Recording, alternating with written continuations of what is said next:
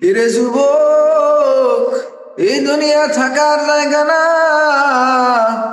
এই দুনিয়াতে সবাই একদিনকে এই দুনিয়া ছেড়ে চলে যেতে হবে। একদিন আমরা কেউ থাকবো না। আমাদের অনেকের বাবা ছিল, আজকে নাই। অনেকের দাদা ছিল, আজকে নাই, চলে গেছে। একদিন সবাইকে চলে যেতে হবে, ঠিক কিনা বলেন?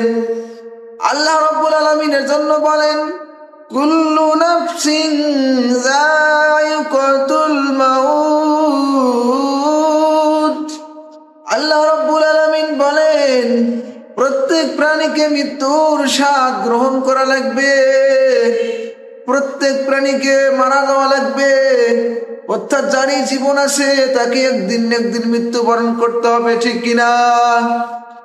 ও যুবক ভাইরা আমার, কেন দুনিয়ার এই রং তামাশায় ঘুরো? দুনিয়ার এই রং তামাশায় কেন পাগল হয়ে বেড়াও? একদিন তো মারা যেতে হবে। একদিন তোমাকে কবরে যেতে হবে।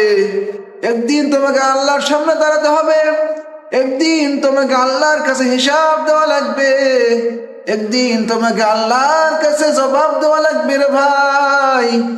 কেন দুনিয়ার এই রং তামাশায় পাগল হয়ে গেছো? এই দুনিয়ার পিছনে পড়ে কেন রবকে ভুলে গেছো? এই দুনিয়ার মায়ায় পড়ে কেন আল্লাহকে ভুলে গেছো রে ভাই? ও ভাই, দুনিয়ার মায়া ছেড়ে দিয়ে রবের পথে আবার ফিরে আসো। দুনিয়ার মায়া ছেড়ে দিয়ে রবের হুকুম গুলো মানতে হবে, ঠিক কিনা বলেন?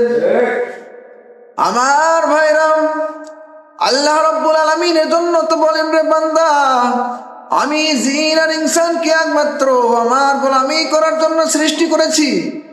আল্লাহ তাআলা বলেন, ওয়ামা খালাকুতুল জিন্না ওয়াল ইনসা ইল্লা লিয়াবুদুন। আল্লাহ তাআলা বলেন, আমি জিন আর মানুষকে শুধুমাত্র কেবলমাত্র আমার গোলামি করার জন্য পৃথিবীতে পাঠিয়েছি। আমার হুকুম মানার জন্য পৃথিবীতে পাঠিয়েছি। সুতরাং সে সমস্ত আল্লাহর বান্দারা দুনিয়াতে আসার পরে আল্লাহর গোলামি করবে, আল্লাহর বিধানগুলোকে মানবে, সেই সমস্ত বান্দারাই আল্লাহর খাঁটি বান্দা হবে। জোরে বলেন সুবহানাল্লাহ। আমার প্রিয় ভাইরা, এজন্য আল্লাহ বলেন, রে আমার বান্দারা, আমার কাছে তোর কি অভাব আমার কাছে বল।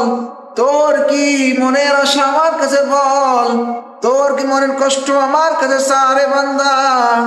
আমার কাছে চাওয়ার সঙ্গে সঙ্গে আমি রব্বুল আলামিন তোর সমস্ত মনের আশাগুলোকে পুরা করে দিব। জোরে বলেন সুবহানাল্লাহ।